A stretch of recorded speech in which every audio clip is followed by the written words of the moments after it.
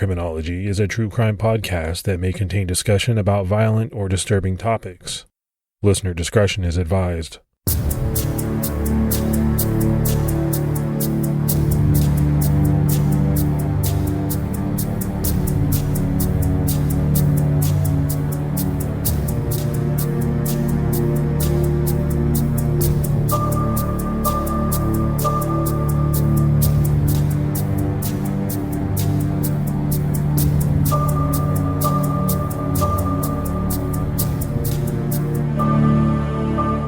Hello, everyone, and welcome to episode 308 of the Criminology podcast. I'm Mike Ferguson. And this is Mike Morford. Morf, how you doing, man? I'm doing good. My wife's away traveling for work, and I'm doing double duty, recording podcasts and taking care of the kids and trying to get them off to school, and school's winding down. So just a little bit of a crunch here, but I'm hoping I can pull it off. How you doing? Yeah, I'm doing really well. So do your kids get a little anxious or excited as the year starts to wind down? They do, and it's because in Florida here, the school year ends, I think a little bit earlier than most of the other places in the country. They're sort of in that phase a little bit sooner than the rest of the kids, but it's always fun. I remember back when I was that age, when school was winding down, you just couldn't wait to get it over, and those last few days were almost, I don't want to say a waste, but not a lot got accomplished. Well, my wife's a teacher, and she's the same way. She's super excited for her summer to start. Let's go ahead and give our Patreon shout outs. We had Mom7X, Libby, and Kat Sibley. So a lot of great new support. We really appreciate it. Yeah, thanks to everyone that takes the time to support the show. It really helps us out. And for anyone else that would like to, you can do so by going over to patreon.com/criminology to sign up. All right, it's time to jump into this week's episode. And we're talking about a 2010 case out of Canada. So this is a little bit of an older case, but one that has recently gained attention due to a new documentary that revealed a lot of the information. It's a case that involves murder for hire. And the victims in this case are the parents of the person that did the hiring. We are talking about the case of Jennifer Pan. On November 8th, 2010, 60-year-old Huei Hann Pan woke up suddenly, startled in the middle of the night in his bed, inside his home located in Unionville, Markham, Ontario. That's in the Greater Toronto area. Hann didn't wake up afraid because he had a bad dream, but instead it was due to the feeling of the barrel of a gun being pressed against his forehead. According to Toronto's CTV News, a stranger's voice yelled at him saying, "Where is the fucking money? Wake up." Then the stranger gave him an order to get up. Hann told CTV, "I was very scared and I was surprised." He was marched down to the basement of the home. On his way there, he spotted his daughter, 24-year-old Jennifer Pan, and a second stranger was pointing a gun at her. A third man was also holding his wife, Bich Pan, at gunpoint in the family's TV room. She hadn't been asleep when the men entered the home. She was watching TV and soaking her feet in a plastic tub after a night out line dancing. According to the star.com, Bich told the intruders, "You can hurt us, but please don't hurt my daughter." And Morph, we profile a lot of very scary scenarios on Criminology. To me, this is one of the scariest. To wake up in the middle of the night to a home intruder, or in this case, multiple intruders, people with guns, threatening not only you, but your wife and daughter. That is a very scary thought. I don't know about you, but I've played out a scenario like that in my mind, maybe because of what we do and the stuff we talk about. But I've had this little plan in my head of what I would do to defend my family. And I don't know if Hann had one of those plans, but it's kind of hard when you're woken up from a deep sleep and there's a gun pointing your head. I think any plan you might have could quickly go out the window. Well, I think it's very natural for people to think about, not a lot, not dwell on it, but to think about, well, what would I do in this situation? But I'm with you. I think a lot of plans can go out the window very quickly. Number one, when I wake up out of a deep sleep, it takes me a little while just to get oriented. So any plan I might have had is going to be a little bit harder to put into motion. And then number two, somebody's pointing a gun at you. And that obviously limits your ability to do certain things. But the other thing that really struck me was Bich telling the intruders, you can hurt us, just don't hurt our daughter. You can tell from that line. These are parents who would do anything to protect their child, as most parents would. Yeah, because if the people are there to steal valuables or take cash or whatever it is they want to do, the end result is you want everyone to be okay and not be harmed. So she's probably thinking she'll cooperate and they'll get out of this situation. But above all, she's putting her daughter's safety even ahead of hers and her husband's. One of the men demanded money again from Han, and he explained to the men that he didn't have much money. The man didn't believe him and became enraged. Han was hit over the back of his head with a gun. Both Han and Bich were pushed down onto the couch in the basement. A blanket was thrown over them without warning. Bich was shot twice in the head. Han was also shot twice, once in the shoulder and then once in the face. Shortly after this, 24-year-old Jennifer Pan called 911. Where are you, ma'am? Please just go ma'am, calm down. What? Some people broke into our house and just showed all his money. Okay, ma'am, where are you? What? Avenue Road. Yes. Do you spell the your name for me, please? Dad? Ma'am. Hello? Hello? Yes? Ma'am, I need to know your address. Avenue Road, can you please spell? In Helen Avenue, my dad just went outside screaming. Ma'am, can you spell the street address for me, please? H-E-L-E-N. Someone broke in and I heard shots like pops. I don't know what's happening. I'm tied upstairs. As you can hear in that 911 call, Jennifer was so frantic that the dispatcher had trouble understanding what she was saying. It took a while just to pin down the name of the street the Pan family lived on. Jennifer told the 911 dispatcher, "We just got robbed, and I don't know where my parents are." She was speaking very rapidly to the dispatcher, saying, "Some people broke into our house, and they just stole all our money." At this point, the dispatcher wasn't really able to even get a word in, and Jennifer pleaded for the dispatcher to send help. Halfway through the call, there was a loud wail in the background. Jennifer cried out to her father, "Dad," speaking to him in Vietnamese, as well as telling him she was calling 911. There was chaos, with the dispatcher trying to get Jennifer to talk and give information. But Jennifer, who was tied up and stuck upstairs away from her parents, was trying to reassure her dad that help was on the way. She yelled out to him, "I'm okay," before speaking to him more in Vietnamese. She then told the dispatcher that her dad went outside screaming. By now, the dispatcher was able to get the street name from her, Helen Avenue. Finally, help was on the way. The dispatcher stayed on the phone with Jennifer, who was still trying to explain what was going on. She excitedly said, "Someone broke in and I heard shots, like pops. I don't know what's happening. I'm tied upstairs." And the one thing about this 911 call is just how frantic Jennifer is. I mean, she's pleading for help, but not answering the dispatcher's question.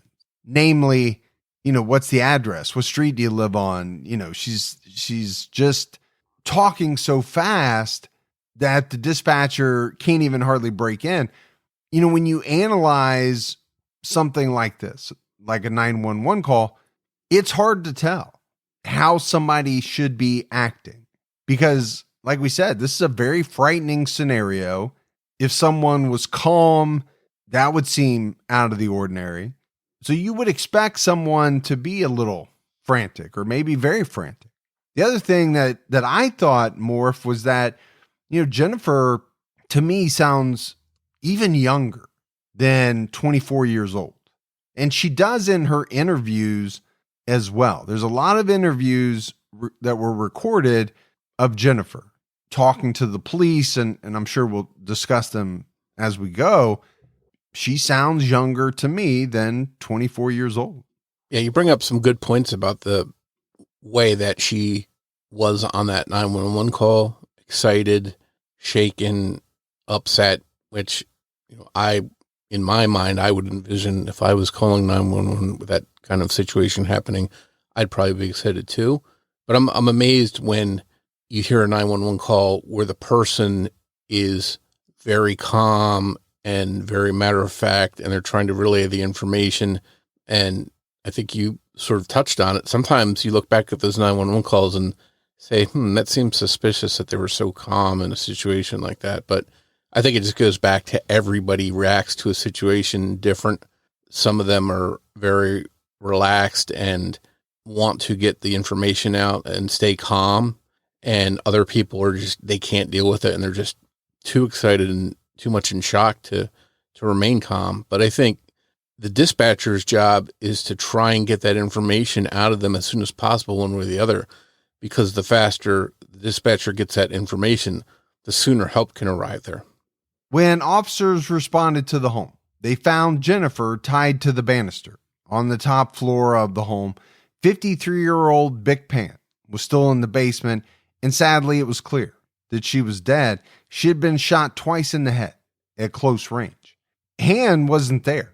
He had run out of the home screaming in agony from the pain of the gunshot wounds and probably due to the grief caused by regaining consciousness and seeing his wife dead. He later told the Star.com, "I shook my wife and realized my wife had no movement." A neighbor had gone outside to see what the commotion was and found him. This neighbor took Han into their garage where he collapsed and lost consciousness. The neighbor also called 911. Han was rushed to a hospital where he was placed into an induced coma in an effort to save his life. So we're often discussing, startling scenarios in our episodes. And this is one that I don't know we touch on enough.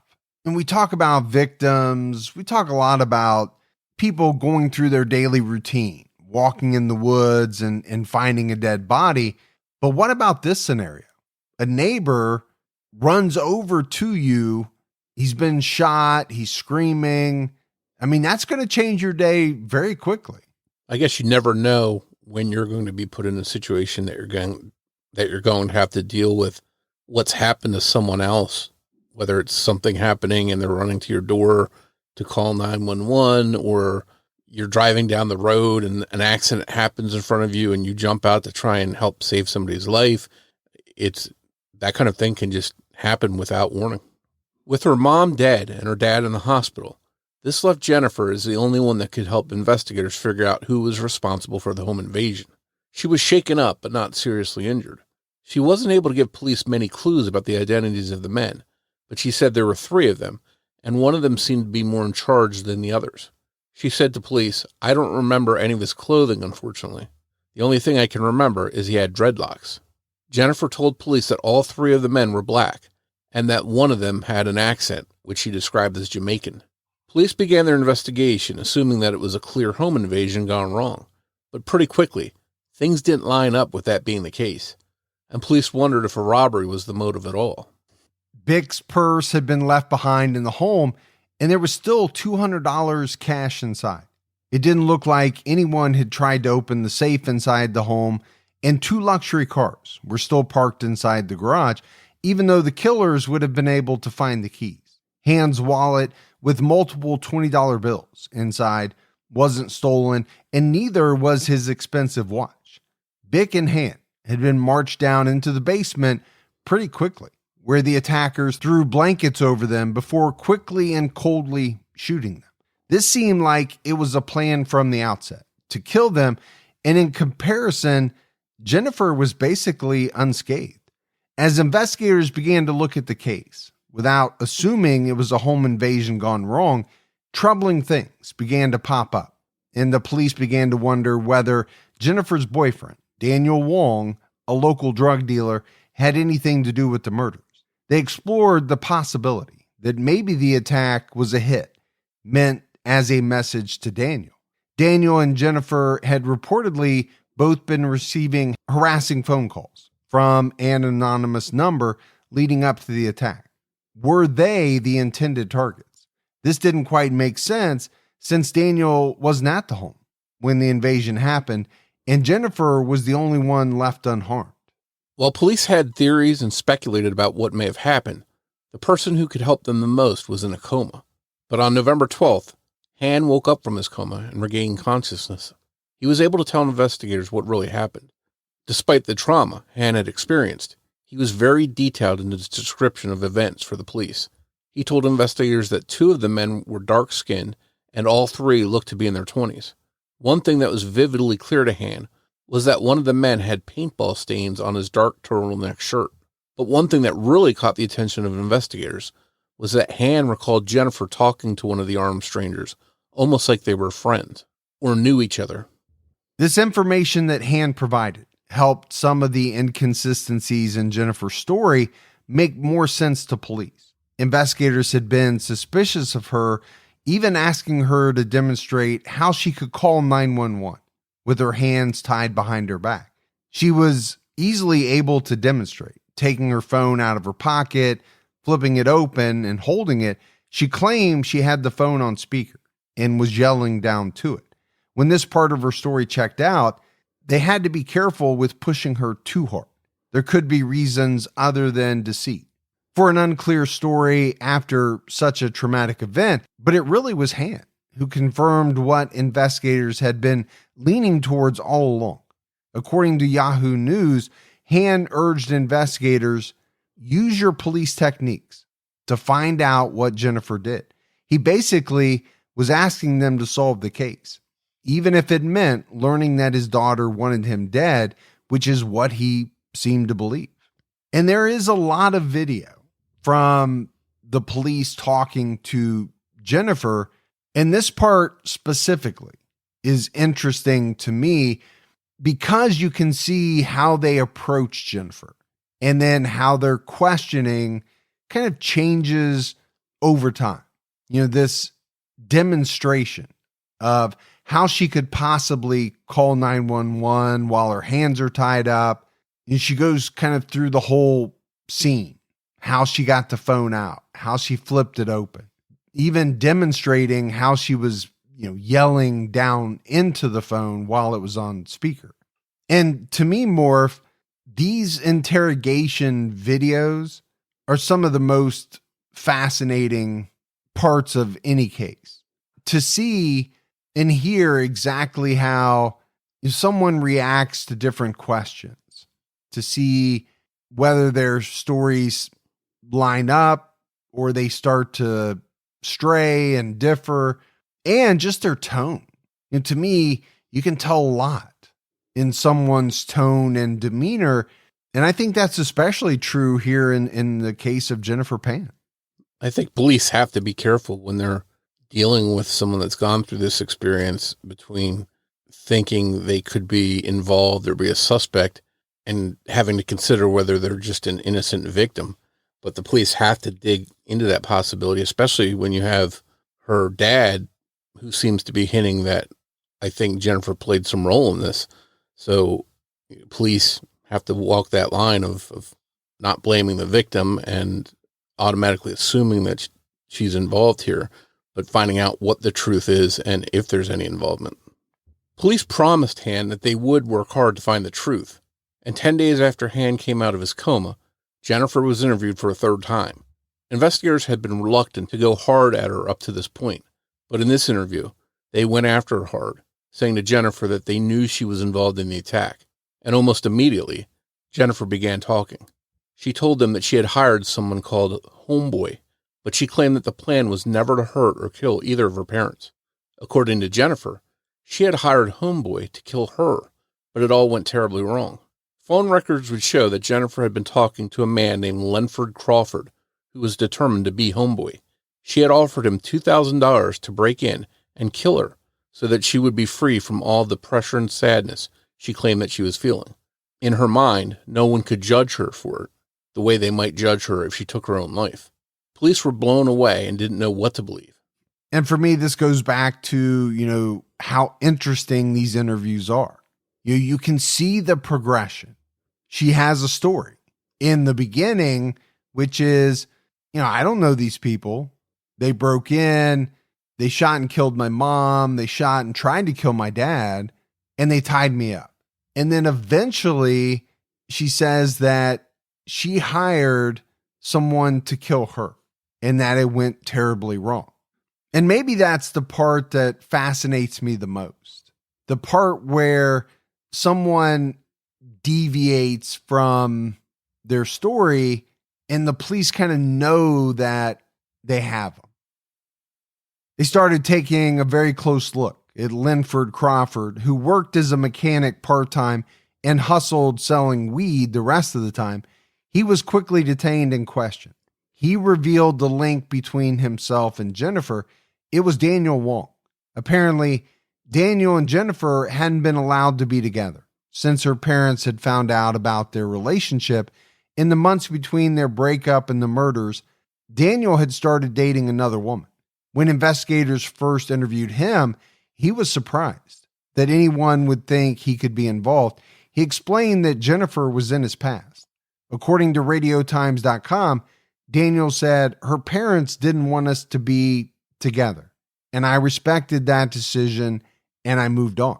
Despite Daniel saying that he had moved on from Jennifer, text messages would prove this wasn't quite true. Apparently, they were still texting, even using pet names with each other, and saying that they would always be there for each other. If he had moved on, he hadn't gone very far. According to Radio Times, texts between Daniel, Jennifer, and Crawford consistently made reference to 10 stacks, which investigators knew was a code for $10,000. According to thestar.com, on Halloween night, Daniel texted Jennifer that Homeboy and a few of his associates were going to do it tonight. Around 9 p.m., Jennifer called Daniel trying to cancel the hit. She didn't have enough money to pay him, and she was worried that there would be too many kids out trick-or-treating and that they might wind up being witnesses or maybe even victims. It's not clear. A couple of days after Halloween, on November 2nd, Jennifer and Daniel texted about a cancellation fee of $8,500 that would still need to be paid out to Homeboy. Daniel also texted Jennifer about his new girlfriend, who he was pretty serious about. One of his texts read, "I feel the way you feel about me, but with her. I'm sorry." Later that night, Jennifer told Daniel, "So you feel for her what I feel for you, then call it off with Homeboy." Daniel responded with the text, "You said you wanted this with or without me." On November 3rd, Homeboy Linford Crawford texted Jennifer, asking her about a time of completion, adding, "Think about it." When confronted by police about this text exchange, Jennifer denied that Homeboy was asking her to set the time of the attack on her parents, instead claiming that he wanted to set up a time to pick up or receive the cancellation fee. One thing that caught my attention there was just how the money situation seemed to be bouncing around. First, the initial plan supposedly is that Jennifer is going to pay $2,000 for this to happen. Then there's a reference to 10 stacks or $10,000. And now there's an $8,500 cancellation fee. So this money situation is jumping all around. And maybe that's just proof that, one lie started another lie, and we don't really know what the truth is about the money situation, but it seems like there's a lot of money bouncing around here in these scenarios. Yeah, well, that's part of it, right? People have a hard time sticking to a story when it's not the truth. The truth is easy to stick to. It is what it is. But when you're trying to make up, an elaborate story, that's where a lot of times things go off the rails. The other thing that really jumped out at me is that, these people didn't realize that these texts they were sending could later come back to haunt them. It doesn't seem as though, we're dealing with a real seasoned group of criminals here. Yeah, we've certainly talked about cases where the criminals were more thorough. They'd go as far as taking, not only not texting on their phones, leaving trails for detectives to later follow, but they'd take out their memory cards and things like that so that they couldn't be tracked. Their cell phone usage couldn't be tracked. They couldn't be linked to the locations of the murders. And here we see the complete opposite of that. It's a good thing that criminals make mistakes and help the police piece things together. Police quickly established that everyone involved in this plan did it for financial gain. The three men were looking for a chunk of cash for a quick hit, and Jennifer was expecting to inherit half of everything from her parents. Their home in Markham had been paid off. She would never need to worry about a place to live. Her parents had 2 cars, so likely one of those luxury vehicles would become hers, and the other one might go to her brother Felix. Her parents had also built a sizable savings account of about $200,000, half of which would go to Jennifer and half of which would go to Felix. The couple also had an insurance policy valued at about $1 million, which Jennifer would receive half of. Had everything gone according to plan, and both her parents died, and police didn't catch on to the scheme, Jennifer would have been very well off. And we've seen people kill or have people killed for a lot less money. This would have been a sizable amount of money for Jennifer to come into, especially at, 24 years old. But to think of, coming into that money as a result of orchestrating the death of both of your parents. I mean, what kind of person can do that? And I think that's one of the questions that we have to answer in this case. What kind of person is Jennifer Pan? While financial gain was a clear motive for Jennifer, it might not have actually been her primary reasoning for wanting her parents gone. Jeremy Grimaldi, the executive producer of the recent Netflix documentary about the case called What Jennifer Did, told Oxygen, now with a bit of time, we can look back and see it's maybe a bit more of a nuanced story in that it's more complex. Jennifer may have felt she had no other way out of the hole she had been digging for herself for years. She had built what could be described as a double life for herself. Jennifer was expected by her parents to excel and do well and achieve ambitious goals. She tried to make them think that that was the path she was on. But the truth was that Jennifer was lying to her parents. And with each lie, it made it harder and harder for her to dig her way out. Eventually, she couldn't keep the act up anymore. Jennifer felt an incredible amount of pressure on herself from a young age, but she seems to have internalized most, if not all of it. By the age of 4, Jennifer was taking piano lessons and was obviously expected to excel. She did excel, and she seemed to enjoy music. In elementary school, she took figure skating lessons, and once again, she excelled there, earning awards and trophies. On nights that she had lessons, she would get home at around 10 p.m. to do her homework, and then go to bed. This was all while she was in elementary school. Most kids that age are asleep well before 10, but this was just when she was wrapping up her day outside of the home. Jennifer was very good at figure skating, so good that she had her eye on one day competing in the 2010 Winter Olympics in Vancouver. A torn ligament in her knee abruptly ended that dream. By high school, she wanted more from her life. She wanted a social life. She wanted to hang out with friends. There was no time for her to do anything but study and practice her extracurriculars. Even if she had time, her parents didn't let her do anything. She wasn't allowed to have a boyfriend or even go to any school dances or parties. Her dad forbid all that stuff because, according to Oxygen, he wanted his children to be focused only on education. Even with the long hours for music and sports, Jennifer was a great student until she wasn't.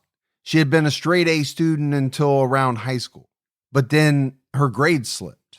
They were all passing, but they weren't what her parents expected from her. She couldn't bear the judgment and how disappointed they were, so she made a fake report card using her old ones to make it look like she had passed all her classes with good grades. So I don't think there's any doubt, Morf, a lot of expectations were placed on Jennifer by her parents. They wanted her to excel in life, and it seemed as though they wanted her to focus on her education. You see that in a lot of families. But what happens when you can't live up to those expectations? I remember covering a couple cases on this show where there was a similar situation where someone, usually a child or son or daughter of the victims, for whatever reason, feels that they just have to lie and then another lie on top of that one. And before they know it, it's snowballed and they can't control it. And they don't feel they can go to their parents and just tell them the truth about what's happened, what's going on, and what they want. And I don't know what would have happened with Jennifer's parents had she done that. But to get to the point where you think it's okay to hire someone, either, as Jennifer originally claimed, because she wanted her life to end over this, or if it was because she wanted her parents' lives to end over it, one way or another, to get to that point, all because she didn't tell them what she was thinking and what she wanted and all that. It's just awful that it got to that point. Now, all of the disconnects with her parents sort of is what Jennifer portrayed as the reason things got to this point. But of course, the financial gain motive was there too. So one way or another, for her mom to wind up dead and her dad be seriously injured over this, whatever the reason, it's not acceptable. Yeah, and it could have been a combination of these things. But the one thing that I don't think you can do is take Jennifer Pan at her word at this point. When Jennifer was 16, her parents allowed her to travel to Europe on a school trip because she would be studying music. During this trip, she met Daniel Wong. He was a year older than her. He also had Asian parents and had grown up living about 20 minutes away from her. At some point during the trip, Jennifer had an asthma attack that basically turned into a panic attack because of its severity. She felt like she was losing consciousness and truly feared that she was going to die. Daniel came to her aid and helped her focus on breathing and calmed her down. From Jennifer's perspective, Daniel had saved her life, and it was an immediate, deep connection that the two formed. They started spending even more time with each other, talking more and getting closer. They were basically as inseparable as two people could be without her parents knowing that he existed. Daniel didn't have the best reputation, though. He was known to sell weed around the high school. Not only was Jennifer not allowed to date, but she had chosen to date someone who was a known troublemaker.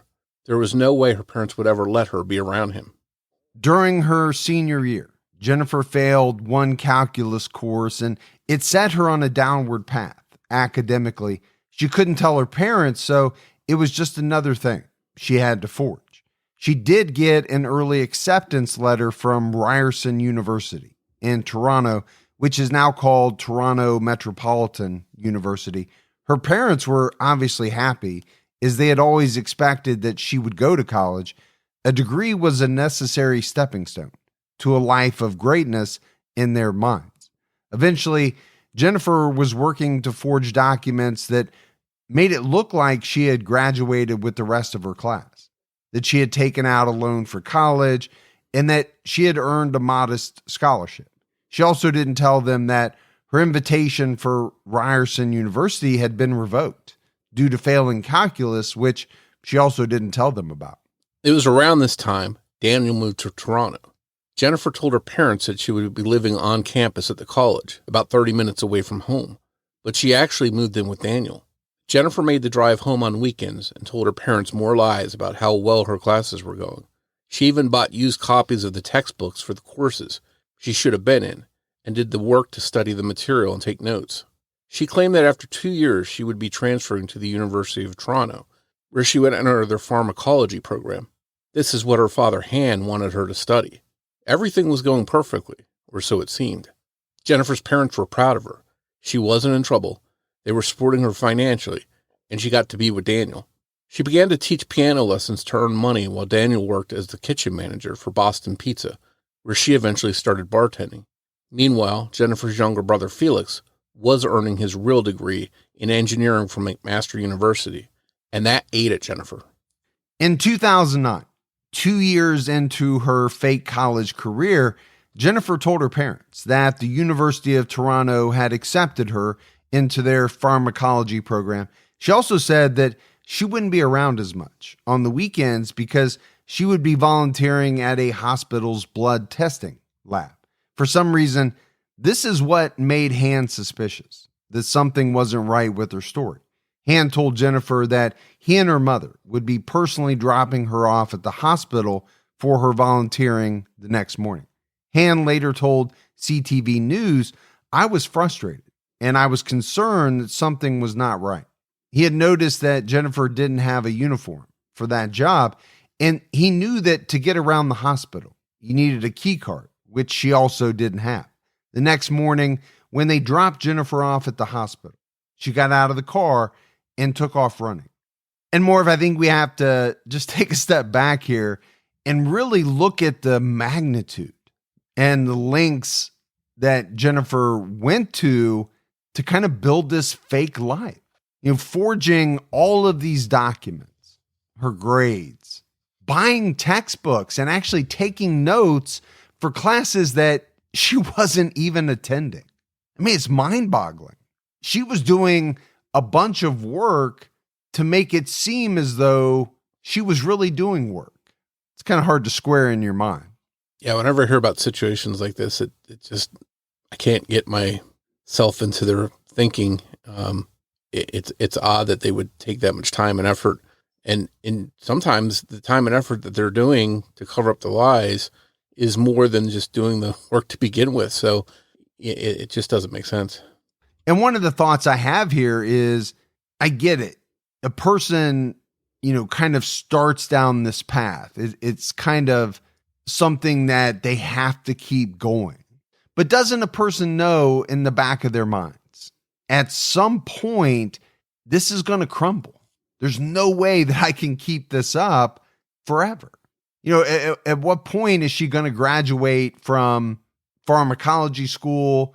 At what point is she going to graduate? She's going to have this, pharmacology degree. She's going to be a pharmacist. She's going to fake going into a pharmacy. It just doesn't make sense. I think it's clear that she wasn't thinking ahead to what the end game was, what the end goal was. At what point does she stop all the lying? I think she was just trying to get through in her mind the present and trying to keep up the charade without thinking about where does it end. The next time Jennifer talked to her parents was the following morning after they had tried to drop her off at the hospital. This is when Jennifer's fake world shattered. Her parents learned that she was living with Daniel, wasn't attending college, and had never even graduated high school. Obviously, all of this upset Jennifer's parents.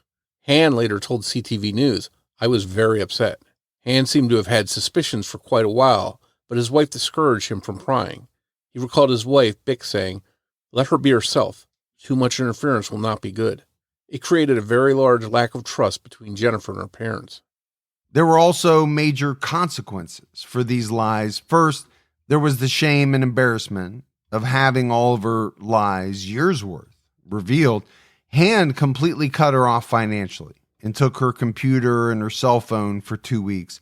When she got them back, she could only use them when her parents were with her. And she had to let them check her text messages randomly at any time. Finally, the odometer reading from her car was written down and tracked by hand so that she could only go exactly where she said she was going. Not one wrong turn or quick stop would go unaccounted for. According to the Radio Times, Han told Jennifer that if she wanted to be with Daniel, then she would have to wait until he was dead.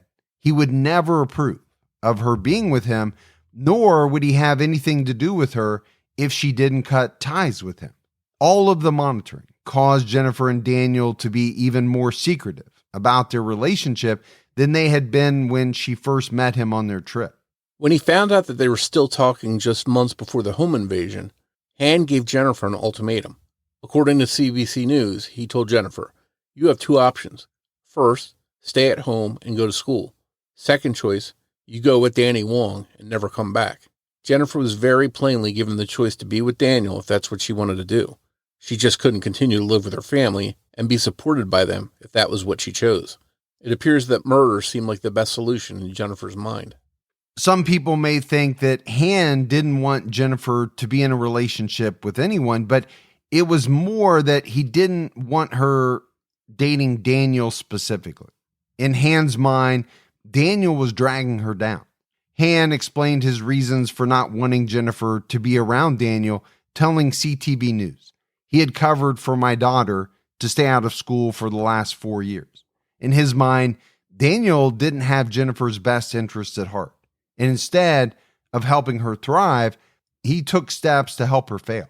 The pressure Han put on Jennifer and the high expectations he had for her were because he cared about her. Han told thestar.com, "I wanted her to have a future in her hands." And Jennifer's brother, Felix, told BusinessInsider.com, "Dad was very old school. He was very controlling." He went on to say, "It's just the way my dad is. It's sort of like tough love." And we talked about these high expectations. Every parent wants their child to succeed, to have a good life. Can you make the case that, well, maybe this was a little over the top? Yeah, maybe the pressure was a little more than what most people would experience, but it's certainly not unique. And to me, it shouldn't have ever led to, what happened. And I think a lot of parents, they're so focused on their kids having the best lives they can and having a better life than they had, that they can overlook what it is that their children actually want out of life, because they have in their minds, whether it's schooling or athletics or music, whatever it is that the parents think is the best for them. Sometimes they just overlook what their kids are wanting out of life. And I'm not making an excuse for what happened here. I don't think that her parents should have been attacked for wanting to do this, for wanting to have their children have the best lives they could. But maybe in Jennifer's mind, it put pressure on her that had that pressure not been there, maybe this never would have happened. Well, I definitely think from her perspective, this was all too much for her. She couldn't be with the person she wanted to be with. She couldn't get the grades. But what it ultimately led her to do is kind of hard to fathom. There's undoubtedly countless parents like this that push their kids hard, yet those kids don't wind up planning and carrying out the murder and attempted murder of their parents. So obviously something was different with Jennifer because she was outside the norm. This usually doesn't happen. Han and Bich had both immigrated to Canada from Vietnam and worked to secure a stable life together. They tried not to spend much extra money, even going as far as to never go back home to visit family, or spending money on themselves regularly so that they could give both of their children the best education possible. They had their kids' best interests at heart and wanted to see them succeed in life. It may have been tough love, but it was love. To see all of their efforts wasted was devastating to Han. He told the Radio Times, "When I lost my wife, I lost my daughter at the same time. I hope my daughter, Jennifer, thinks about what happened to her family and can become a good, honest person someday." Both Han and Felix were granted a no-contact order against Jennifer. They did not wish to ever hear from her again. Han survived the attack that night, but he lives with constant chronic pain due to the shooting. Doctors weren't able to remove all of the bullet fragments from his head, and his carotid artery was grazed. He doesn't just live with physical pain. His whole life was changed. Nothing is fun anymore. He no longer enjoys his hobbies like gardening or working on cars. He doesn't like listening to music anymore. He told the Toronto Star, "Nothing tastes as good as his wife's cooking, which he will never have again." He tried to sell the family home so he didn't have to live in the home that he was almost killed in, the home where he found his wife of 30 years dead at his feet, but no one would buy it. And obviously, this has taken an incredible toll on Han. He lost his wife. You heard him tell the paper, he lost his daughter at the same time. And I don't know how you continue to live in a home where something horrible like this happened. I think that would be a very difficult thing to do. Obviously, he was trying to sell it, but if nobody wants to buy it, and how many people, let's face it, want to live in a home where someone was murdered, what do you do? Yeah, I can't even imagine what he's gone through. Just have his, as you put it, have his world turned upside down over all of this, and to see these lasting effects it's something that I wouldn't want to imagine going through. On December 13th, 2014, Jennifer Pan was found guilty of the first-degree murder of her mother, Bich Pan, as well as the attempted murder of her father, Han. When the verdict was announced, Jennifer put her head down and cried. Despite the guilty verdict, it's still unknown today exactly who pulled the trigger that night. Each of the defendant's lawyers tried to minimize their role in the murders. According to Business Insider, Daniel Wong's attorney claimed his only role was passing on messages. His attorney asked the judge in court, "Are you going to convict my client of a cold-blooded murder based on a couple of text messages?" Linford Crawford's lawyer took the same stance, saying he was only relaying messages. Justice Carrie Boswell did not let anyone off the hook, telling the courtroom these were crimes of terrifying violence.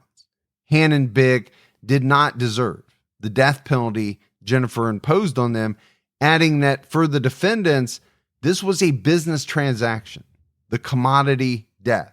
Daniel Wong, Linford Crawford, and David Milviganen were also found guilty. A fifth suspect, Eric Carty, who had recruited Milviganen into the plot, had his trial severed from the rest of the defendants about 5 months into the long trial because his attorney got sick and could not continue. A mistrial was declared for him, but not the other defendants. In 2015, Jennifer, who was by then 28 years old, was sentenced to serve life in prison. She will be eligible for parole after 25 years. This parole eligibility will begin around the year 2040. Wong, Crawford, and Milviganen received the same sentence. Jennifer is currently serving the sentence at the Grand Valley Institution for Women in Kitchener, Ontario. After the others received life sentences, Carty admitted to his role in the murders, saying he had asked Milviganen to join them, and he had been the driver that night. He was convicted of conspiracy to commit murder as part of a plea deal.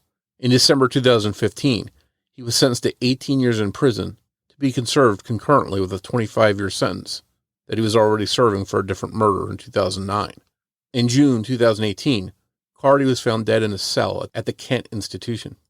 In May of 2023, just about a year ago now, the Court of Appeal for Ontario granted Jennifer's appeal for only the first-degree murder conviction. She and her 3 co-conspirators will each receive a new trial. In the first trial, the judge didn't give the jury many options to consider. They were given the scenario that Jennifer planned for both parents to be killed, or that she planned a robbery that didn't go smoothly, ending with both of her parents being shot. Due to this, the jury didn't even consider lesser charges of second-degree murder or manslaughter. The Crown, the prosecution there in Canada, has appealed the decision for a new trial, and Jennifer's defense team has actually also appealed. Obviously, the prosecution believes their strategy was firm and fair and does not agree with having to try this case again. Jennifer's defense doesn't think it's right to only have the charges related to Bich's murder to be retried. The charges for shooting Hann should also be retried, just an entire new trial, because the charges are so closely related and happened at the same time with the same people involved. The Supreme Court of Canada will hear this case in late 2024 or early 2025, according to Jennifer's lawyer, Stephanie DiGiuseppe.